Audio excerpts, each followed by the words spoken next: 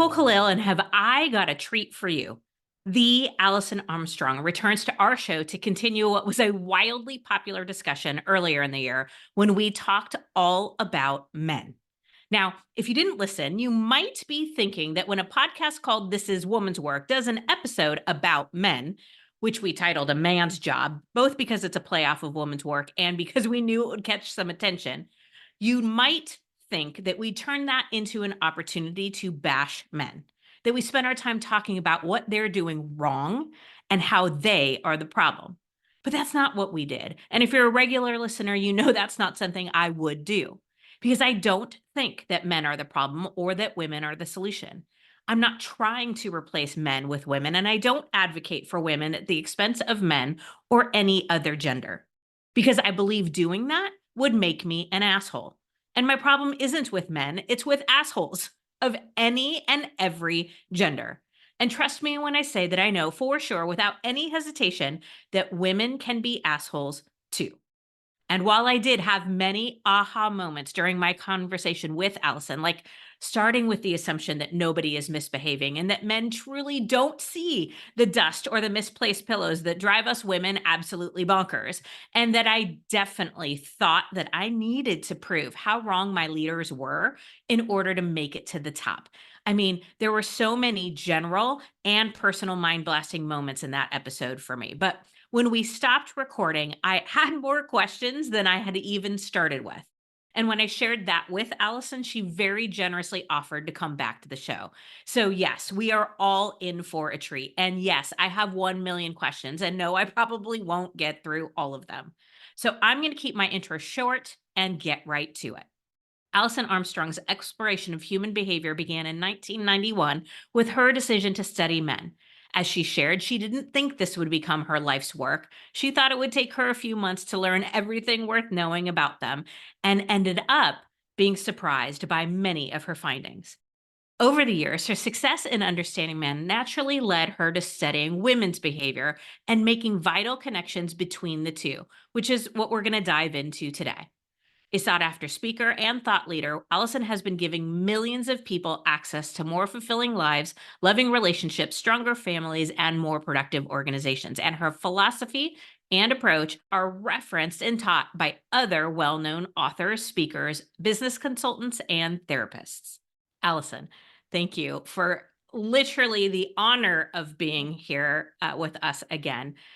And I want to direct our conversation a little bit more towards women in our time together today. And I want to start by asking about something you mentioned on the last episode about how we tend to criticize or nag at men because it works with other women. Yep. I don't even understand. Like, let's dive into that a little deeper. Yeah. Oh, and it's so worth diving into. And I just have to tell you, my eyes are teared up. I'm laughing, crying. I'm so in love with you. I just The feeling is so very mutual, but thank you. Yeah, you're welcome. And I'd do this next quarter and the next quarter, and I would feel privileged to do it. I love what you're up to. I love how you do it. So, as you can imagine, someone who has created understanding men, understanding women, understanding sex and intimacy, and understanding love and commitment. And that our website forever was understandmen.com until a couple of years ago. I have been dedicated to understanding for decades. And then in early 2020, I was doing a course called Lux in Los Angeles, huge production, less than 8 hours, that completely changed people's lives. And what we're proposing in that course is honor yourself first or all is lost. And we teach something I call a process of honoring. And a process of honoring is the foundation of partnership. Without honoring, there's no partnership available. And we have to start with honoring ourselves. And one might think that if you were engaged in a process of honoring, that you would ultimately, after working at it for a while, get to respect. would get to, I respect you. Like, that's so honoring. Well, actually, a process of honoring starts with respect. The definition I loved so much is granting innate value. So granting innate value, and this is so relevant to criticism. We are still on the topic of why criticism, we think it works with women, right? So I propose in that course, what if you started with a granting innate value to yourself? I have an innate value. What if you went further? What if you granted innate value to everything about you? Every single thing about you, the things you are ashamed of, the things you think are terrible, the things you think are weak, the things you think are just like, ugh, gross. What if you granted innate value to those as well? What if every single thing, the way you look, the way you talk, the way you be, what upsets you, there's innate value in what upsets you. You can learn so much about people by what upsets them. So I'm going to do this really fast. So from respect, granting innate value in a process of honoring goes to seeking. Once you grant it's there, well, what is it? Right? Seeking. You don't see if you're not seeking, right? So once you commit to seeking, curiosity, then you end up seeing. Ooh, look at that. And then what we're driven to do as human beings is to understand what we're seeing. Why is that? How did that come to be? What is that for? What does that do? So we naturally go from seeing to compelled to understand. We also have the same response, like say we're on a date and there's something about how the person's being with us that has us experience being seen. Oh my gosh, you see me. Well, that has us want to be understood. You're seeing me? Oh my gosh, this is joyous. If I had it all my way, people would only have relationships that went like that. But in working on all of this, what I saw was everything in a process of honoring, respect, seeking, seeing, understanding, and then it goes on from there. There's like 4 more steps. It's beautiful in partnership. It's beautiful as a conscious choice. It's beautiful as a disciplined practice of ways of listening and ways of speaking. Like we can speak to be understood. We can speak to be seen. Many people want to be seen while hiding. They don't ever speak to be seen. Right. Well, and Or, with social media and all that, like there is this way of being seen without ever being seen. Like we have these new outlets that allow for that, if not create it. yes, and we can show just the parts we want to show, which is part of human instinct, is only show what makes us more attractive or intimidating. But so I could see in human instinct, human animal, you could call it human normal, respect is needed for survival.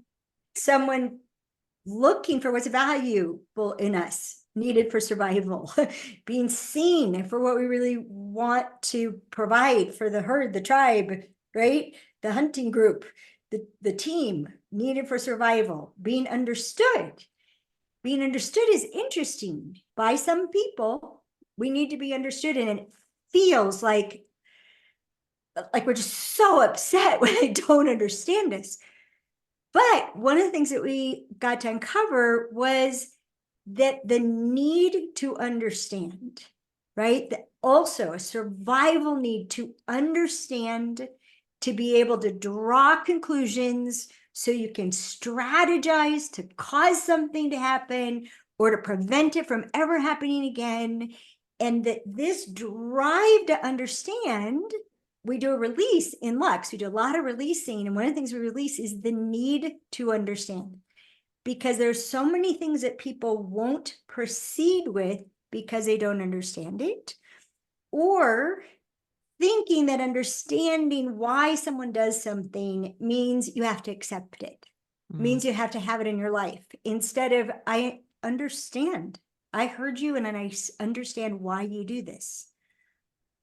I require that that isn't done around me. So are you going to get a hold of that you raise your voice and yell at me and cause my whole nervous system to shift? Or are we not going to do anything Right. together that would ever get to that point or prevent me from immediately disconnecting? Like if we could have an agreement, you raise your voice, I hang up, then we could proceed. But it will be an immediate, you will get no warning. This is your only warning. You raise your voice again, I will hang up on you. Call me back when you've chilled out. And there will be a limit to how many times I will keep answering the phone, right? So we think we have to understand it before we act on it. The need to be understood, one of the ways that gets in the way, especially for women, is we think someone needs to understand why we need something in order to give it to us. And so we'll ask for what we need, and we'll say, I need this because. And the because will be about the past. It'll be about our history, our upbringing, our injuries, our shame, everything that we think adds up to needing this. And that if someone understands why we need it, then they'll give it to us. Men aren't wired that way. Men don't want to spend their whole lives making up for everything that happened to you before. We need to discipline ourselves, and this is women's work. and No doubt.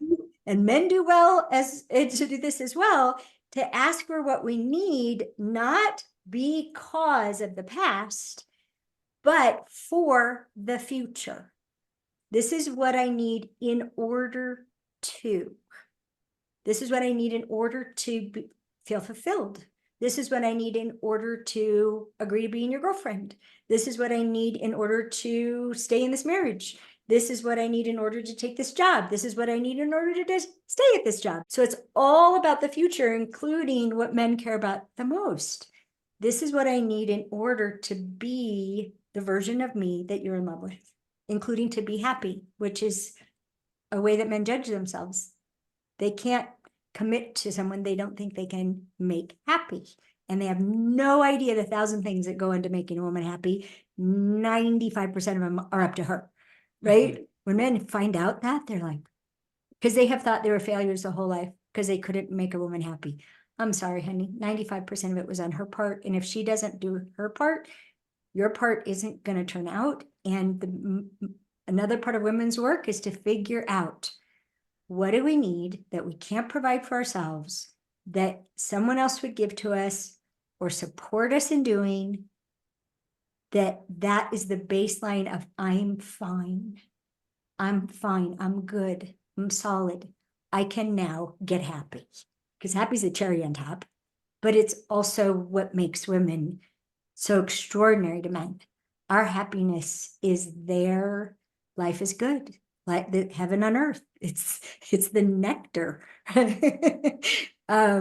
So criticism is one of the things that's like, you don't see me, you don't understand me, you don't, how could you say you love me and say that? Mm-hmm. Right? And it hurts so badly, it changes us. And I'll tell you about that. And that's why we think it would work with men. But it changes us in a primitive way, it eliminates choice in the change. And without choice in the change, which is how men are protected, they get to choose to make the change. We're just compelled. So, okay, I'm going to stop. So the elimination of choice that happens, is that because of survival instinct? Like, I need to belong in order to, if we go back into a very long history, women needed to be part of the community for survival. Is that why we get so quick to respond to criticism? Is like, I can't be shunned, I can't be ostracized, I can't be pushed out, or I'm not going to make it. So the belonging has everything to do with herd instincts. Pack and herd. If you think of human beings, we're both predator and prey. So we have both pack and herd instincts. It's one of the things that makes us complicated. And who am I now? Am I a predator now, or am I prey now? We have two nervous systems. We also, within the survival nervous system, we have two sets of instincts to go with, pack and herd. So belonging, critical to our sense of safety. What is our status within the group that we belong to? We could do a whole show just on that. But probably the simplest word, and it's the thing that if I could have men and women stop taking it personally, pleasing. We're compelled to be pleasing and avoid displeasing. So this is why we don't speak up about our boundaries. We're afraid people will be displeased, which could end up in dying. A revelation for my husband that when he's angry at me, I am sure he will not protect me. And how come I'm sure of that is because I wouldn't, which is shocking to men. Like our best friend, we can get hurt badly enough that we will betray their secrets. And men are like shocked at that. That is so dishonorable to have your feelings determine your actions, right? Well, our feelings are the center of us for a good reason. Men are like, why do women always make their feelings the center of everything? We don't make them that way. That's where they are. They're right here in the center of everything, in the downlink connected to the eternal that fills us with all the magic and mystery and glory that you love and need. And if you hurt my feelings, that turns, it petrifies, it turns to stone. And everything you love about me is going to disappear. And that's why you got to take my feelings very seriously. Just like when a man experiences being disrespected, he becomes hideous. Mm-hmm. Whether his hideous is flight or his reaction is freeze, right? And he just shuts down, withholds, or it's a fight reaction. All of them are going to be horrible. And so it's pleasing is a good word. And the difference between pleasing and pleasure, men want to please women in bed. They really want to pleasure women in bed. And we're compelled to please. And that's why the green beans are salty. If someone says something's too salty or not salty enough, or has in their lifetime had that happen, they won't salt anymore. They'll just put the salt on the table, keep the salt on the table. I'm going to give you the baseline. You season from here because I can't win, which is something that men and women have in common. If we can't win, we just stop trying. So with the beginning of criticism, go ahead. Well, I think we're going to, so with the pleasing element, I think one of the things that is problematic is when we care about pleasing everyone. So when we think about terms like people pleasing, I can see and have experienced how that does not work in my favor. I very much care about pleasing my husband and pleasing my daughter and my parents, and there's an element of there's this people I care about, and I care about how I contribute to their life, and that I don't want to take anything away from it. But we've extended this pleasing thing out to literally everybody, strangers on the internet, bosses, coworkers. But are we taking pleasing too far, or am I misinterpreting pleasing here? You're not misinterpreting it, but we haven't taken it too far. Human instinct is stuck in an on switch. And there's no such thing as too far. We don't take it too far. It starts as universal. It starts at universal, especially for women, because we come from a profound ancestral awareness of being the smaller and weaker gender. And that has been used against us for millennia.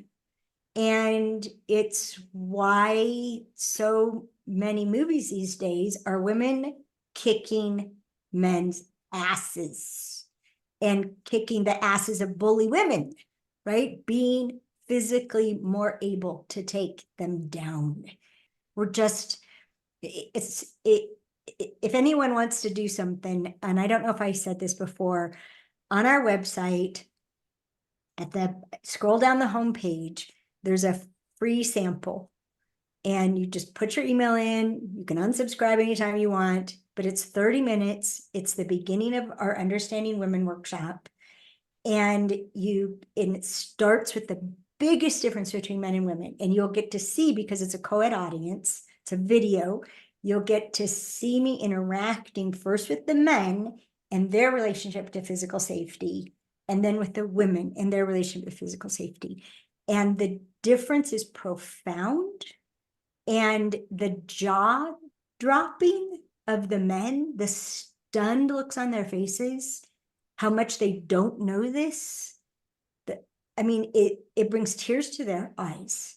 And their reaction is to now, not only do they want to make women happy, they want to make women feel safe. And until I caught on, men were contorting themselves to make women feel safe. They became volcanoes. They were so suppressing what they needed to express. And I had to learn to tell them, you cannot make a woman feel safe. The best you can do is help her feel safe. Ultimately, because safety is a survival on for a woman, it's a constant scan. It's part of why we have diffuse awareness, is we're constantly scanning for threats and scanning for threats. And depending on the vibration coming from a man's body, which we don't even know we can perceive, right? We can perceive so many things that it's going to take so long for science to prove it, but they've started. But we can perceive a man as a protector or an attacker before he ever opens his mouth. We can feel the energy, protector or attacker. And we can have a husband, because he's pissed, show up as an attacker.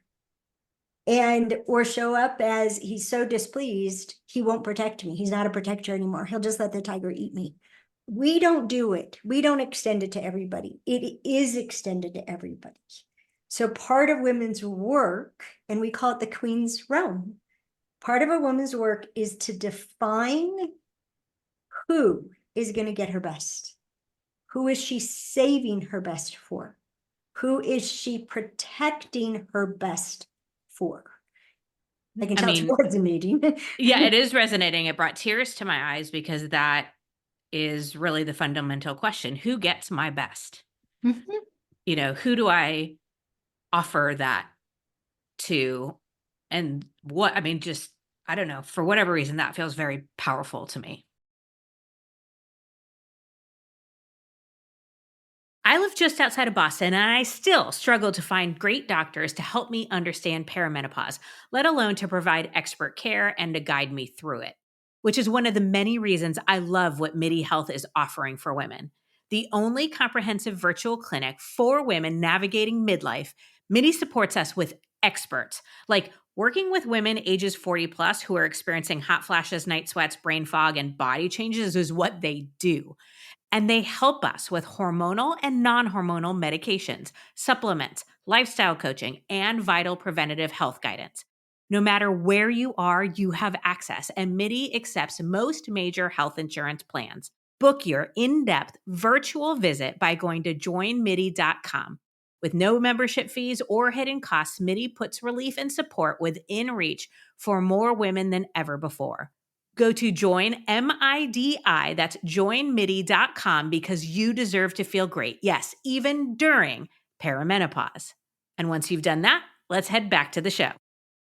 It's extremely powerful, because what people do normally is give their best, you could say, outside their home, just as a metaphor, and then come home to get recovered.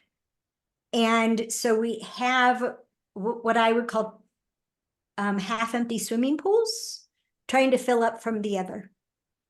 And instead of whatever we do in the outside world has to fill us so we can come to the people we love and care about the most and overflow to them. They don't have to suck the life out of us. We have so much of it, it overflows to them, and they are uplifted. They are empowered because of how we're being. So how we're being is the universal language. It's that vibration everybody can pick up on, even when they don't know it. It's one of the few things that we can control. And yes, so if it's why I talk to women all the time about be very careful about what you're being accountable for, because the fuel of accountability is testosterone. Men have 15 to 30 times more than we do naturally. It will drain you and you will lose its protection. And testosterone is the protection against criticism at a cellular level. It's crazy. This is why, as our hormones fluctuate, it's one of the best things about menopause. Postmenopausal, menopause is just a day, but postmenopausal, we stop having the variation in testosterone levels. They may be a solid low, which is why I do bioidentical hormone therapy, but it's testosterone is the protection. And so this is why men are like, oh, is it one of those days of the month? Because when we're pre-period and having our periods, our testosterone levels are very low. And so 2 weeks ago, he could have said something, the green beans are salty. Oh, okay, I'll remember that. And now the green beans are salty. I can't ever win. You're so fucking picky. What I'm and he's like, what happened? So many places to go with this. Okay, I'm going to finish this one thing. So in Being Extraordinary as a Woman, which originally its nickname was called the Queen Workshop, which makes sense how the book ended up being the Queen's Code, is we divided into 2 groups, okay? And so we define your best, your greatness, right? Is going to be a combination of what I just lump as a bunch of archetypes from what I learned from men, the temptress, the mother, and the queen. And the temptress is the physical aspect of women, which includes the energy of playfulness, right? And sexuality. Our children, everybody, when we play, they can't not participate. It's essential, right? And especially our mates need our playfulness so much.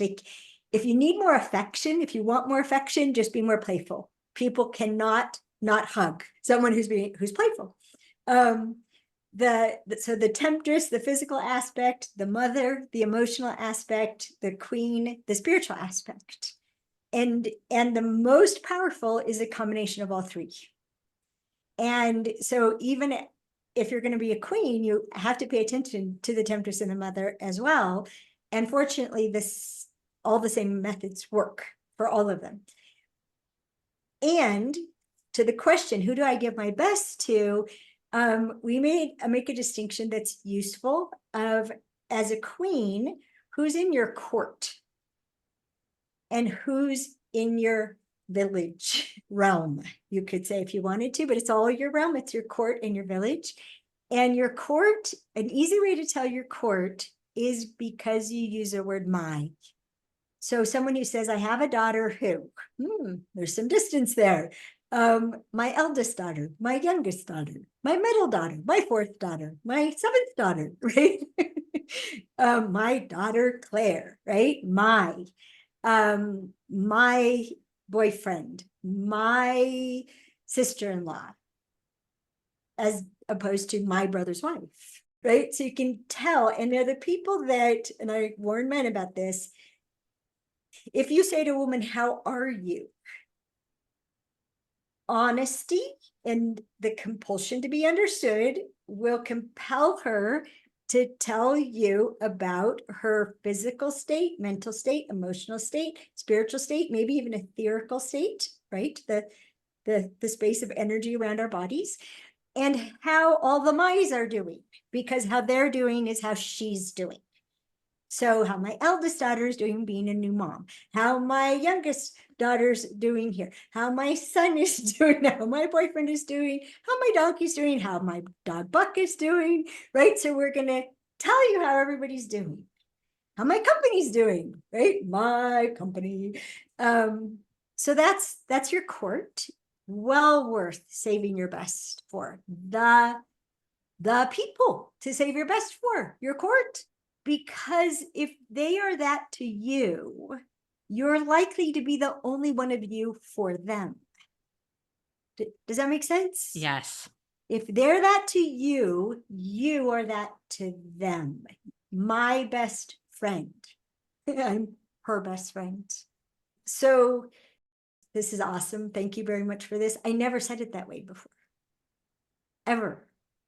If they're that to you, you are that to them. I have never said that. And it is pure and it's so clear. And thank you so much. Bless you for that.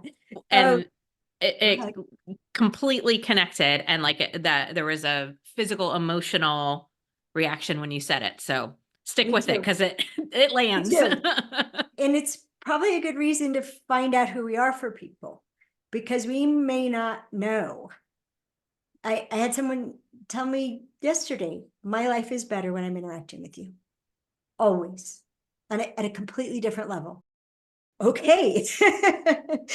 Okay. Good to know. Good to know. Take it seriously. So then your village is going to be made up of a couple of things. You can have groups in your village. Like my students are in my village. They're also who I save myself for. They're also who I decide what I'm going to do in the morning. So I'll still be great with them at night, right? They're also important because of the effect that they have on your realm. So my sister-in-law, because of the effect she has on my brother and my nieces and my nephew and my great nieces and nephews, right? And so someone, it doesn't matter like how much you resonate with them or like them, there's still someone you want to, maybe not your bestest, but you don't want to leave them disempowered, right? You want to leave them as best you can. And so you carry out boundaries with an intent to leave them as best you can, but you're not going to sacrifice your boundary, even if it's going to disempower them. You can't. Well, and what I think too is like, I can't drain the pool of my court, right? Like I'm mixing metaphor, but like, no, you're doing good. My absolute best is for my court. I have to have boundaries and I have to stick to those boundaries, or I drain something that makes it so that I can't show up over here to even be able to give my best, even if the desire is there. Yes. Double yes. And it's worth it to decide, okay, and people can end up not in your court. Like they don't get to be in your court by being a blood relative. They don't get to be in your court by how many years of friendship. They don't have an entitlement to you deciding they're the people you're going to be your best for. Okay. And then your village, it can have groups of people, it can have people are there because, as I said, they're related to people in your court. They affect the people in your court. But yeah, ideally, you give to your village from your overflow. And you interact with your village in a way that the exchange you're not depleted from, or at least minimally, in a way that you then can refill, which being extraordinary as a man and a woman is all about what do you need, what fills you up to be the person you've decided to be, what gives you that. If you've decided to be a patient person, what leaves you with the capacity, a full tank of patience, a full tank of compassion, right? So I think you probably got this right now. I think myself as a pragmatic visionary. And it's triggering a bunch of other questions, but I cannot let you go without asking this one, which I think is very aligned, but a little bit of a difference, is this honor yourself first or all else is lost. I mean, that is a profound, powerful, life-changing shift for many of us. And I have to be honest that I don't know that I see very many people doing this, living this way. So, can you give us some examples and like how do we do that? How do we make ourselves whole so that we can be full and whole and what did you say earlier? Granting our innate value first and then bring that Yes. to our relationships and our opportunities and our businesses and all the things that matter. Yes. That I haven't seen done very often, and I'm a visual learner. So, how do we do this? Okay. I'm committed to completing criticism because we started with it. So I'll give you the bottom line. Do this for me, Nicole. And you can close your eyes or not. Notice what your body's telling you. Where does it feel good? Where is energy flowing? Where is it achy? Where is there pain? Where is it just uncomfortable and it wishes you would change position? Right? How much energy do you have? If you were going to rate yourself 0 to 10, how much energy do you have right now? What's happening up in your brain? Are there parts of your brain that feel fuzzy or there's an ache anywhere, or maybe it's starving? Are you thirsty? Are you hungry? That's just your body, right? Like, what's your attitude? What's your mood? What are you feeling as an emotion? Is there anything you're irritated by? That's the beginning of what I call the anger spectrum. What if it's a messenger telling you need something to start or something to stop? And then what are you thinking about? What are you focused on? What are you worried about? What are you hoping for? What can you not even think? You can't go there. If you had it all your way, what would happen next? And for how long? And by whom? So me interacting with you, even with all the crazy perceptions that we're built with that I exploit, you have 1,000 times more information about you than I do. At least. And you always will. Always will.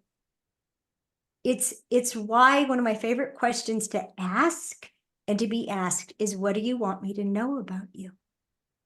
Because if you sort all the things you could tell me, if I said, how are you? All the things you could tell me to what do I actually want her to know about me now? That is going to be important information. So we have to first pay enough attention to ourselves to even know what to tell the people who love us, who want the best from us, to tell them what we need. And so this is, Dan and I interact with, what do you want me to know about you? And if you had it all your way, we interact between those two things to make choices. And it's one of the reasons we don't live together. So that I can do what fills me up. My evenings, where he's flat and unsociable, my evenings is when I'm interacting with my students. Because 100% of the time I am left better off. I am better off from getting to talk to them and answer their questions and poke and prod their blind spots than doing anything else. And criticism and this impulse to be, this compelling desire to be pleasing, it says we failed to please. We have anywhere from no protection to some protection from hearing that. And one of the worst things we do is we think someone's displeased. And if you just want to implement one thing that would change your life, whenever you think someone's mad at you, or if you've displeased them, or they're not delighted by what you just fed them or what you're doing in that moment, ask. And the best way to ask is say, it seems like you don't like what I made you for dinner. It seems like the restaurant I want to go to isn't it good for you? Could we find something? Because women are like, why do I always have to pick the restaurant? Because the whole point is making you happy. And he doesn't know you can't be happy if he doesn't like it. Right? So criticism will change us even against our own desire. Like you say to somebody, interesting choice of lipstick for someone with red hair. Every time they put that lipstick on again, it'll be screw Allison, right? or they'll just never wear it around Allison, but screw Allison, I'm gonna wear it everywhere else because it pleases me. And I mean, the simplest little thing, we can just like get a look on their face, like, oh, right? And men will get a look on their face or an edge in their voice, and we will change. Whatever we're doing, we'll change. And that's why I tell women to ask men. He might just have gas. A lot of looks on their faces are just gas. Yeah. Nothing to do with your joke. It had nothing to do with your perfume. It had nothing to do with the garlic you just breathed on him. It had nothing to do with me.